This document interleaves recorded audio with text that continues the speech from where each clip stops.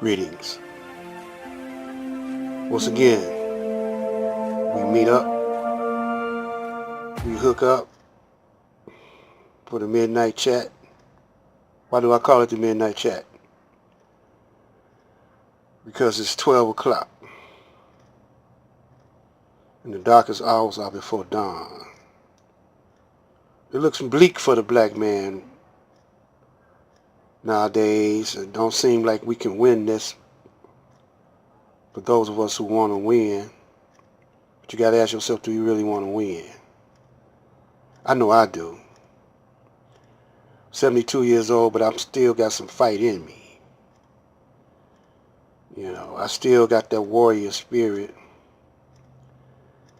But I got to be smart about it, at my age. So I take the enemy's weapons from him. I don't want to exert too much energy. I want to save my energy. I don't want to waste too much time. Because, time is precious to me at the age of 72. So I know that I want to save the young ones coming up, the new school, from the mind control of Satan, of Uncle Sam, of the Zionist Jews. So experience is the best teacher. 72 years experience on this planet. It's still going strong, but I'm just smart about it. Those old ways, the enemy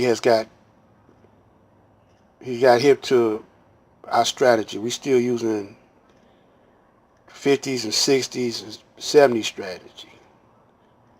See, it's too late to use some of them strategies. It's too late. Because we didn't jump on it when we had the chance to. Just like, for example, they tell us to tell you to buy black. Ain't nothing black in the hood. Then when the brother Nipsey tried to do what the other ethnic group come over here do, like the Chaldeans and Chinese, buy up some businesses and some houses, they try to cut his dream short. But if you got a good idea, you can't kill it.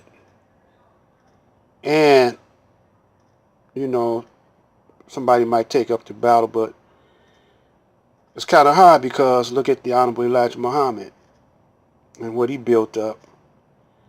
And the Honorable Elijah Muhammad's own son tore it down. But it ain't dead, though. It's not dead. It's just at a slow roll. It's at a snail's pace.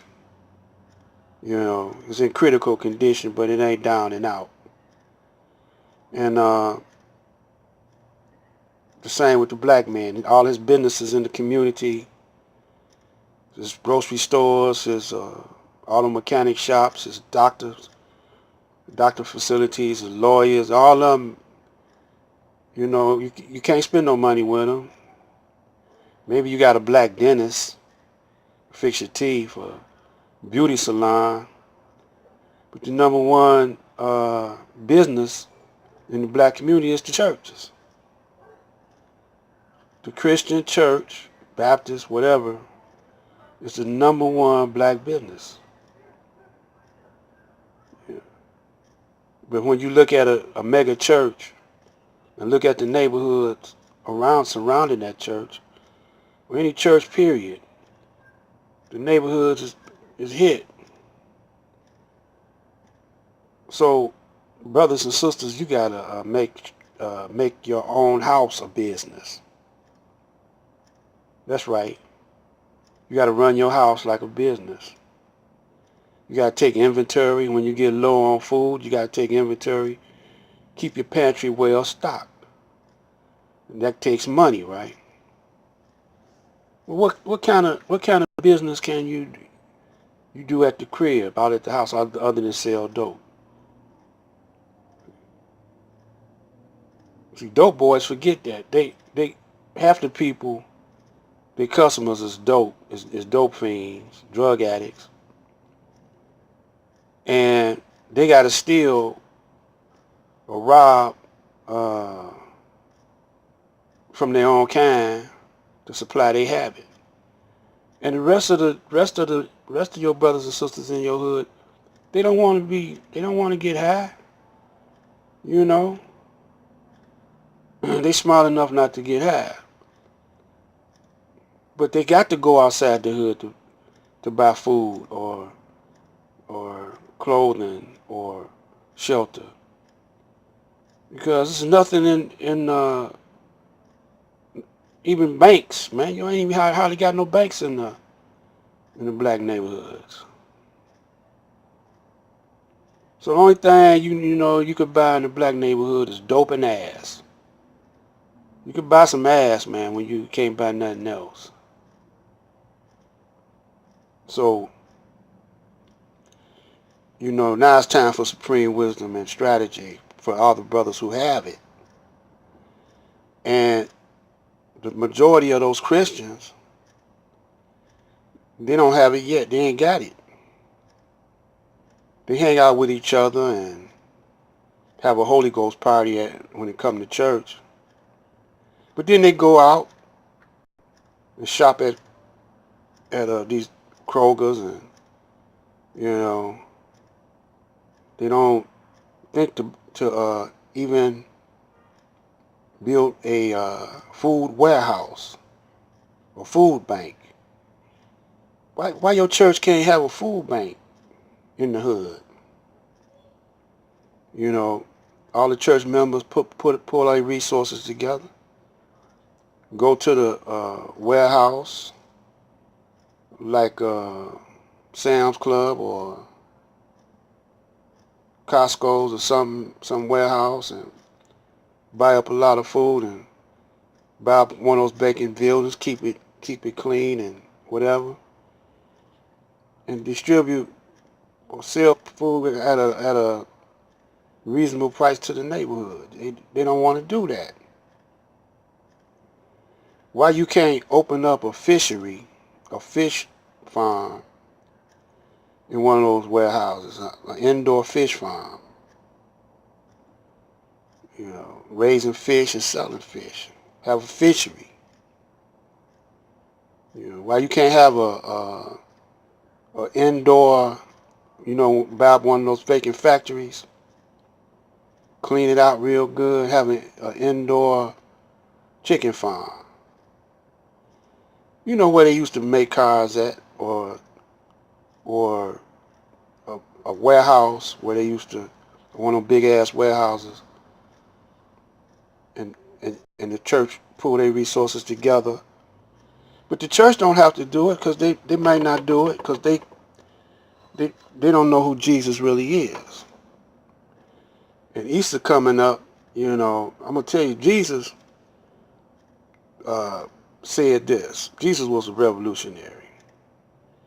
He was against taxes because I forget which one it was a tax collector. One of his disciples that he made disciples was a tax collector, and he told him to stop collecting taxes, follow him. Then he told another brother, another one of his disciples, he said, you could find some money in a coin in a fish mouth. And he said that you teach a man, if you give a fish to a man, he only eats for one day, but if you teach him how to fish, he eats for a lifetime. Jesus then, and he told the Jews, he told the Jews that they are the temple of Satan. Say, you a lie and your father a lie. That's why the Jews, sought to kill him, and so the Romans was occupying the country, Well, you could say that Uncle Sam is the modern day Roman. Israel is the modern day Jew. The Zion Israelites. Them two together, they're both Mafioni, you know. And every time a Jesus among the black man rises up, he gets snuffed out. Because the whole black nation is Jesus. The whole black nation is Allah. Y'all ain't figured that out yet. Because most of y'all scary. You see them brothers when Nipsey, when he got iced, you know, it's alleged that he's iced. You don't know what the real deal is, but assuming that is dead, when he got murdered, you know, the brothers got scared. Say, you got a whole bunch of money, you can't go in the neighborhood because there's going to be somebody jealous. But you assuming that's what the deal is. But you don't know. It still could be Uncle Sam and the Zionist Jews. Satan. You know, orchestrating this with mind control. So to make a long story short, we got to use it we got to use this medium that we on, YouTube, to combat that, because the young ones, you know, they don't know about Tupac, they don't know about Michael, and then they telling them that Tupac was an agent, this and that and the other, and they kind of like believing it, you know, because the old people, once black man, black woman get a certain age, they rather switch than fight. They switch over to the other side and they'll keep fighting. They tired of fighting. Some of them may never fought in the beginning, but you know, they know that the old ways ain't working and they can't think of no new ways to fight. Well, Black Light got a new way. We're going to use this YouTube. And all I need is to network with a legion of true brothers, and we could unbrainwash our brothers, or, you know, unprogram them with supreme wisdom. This is Black Light.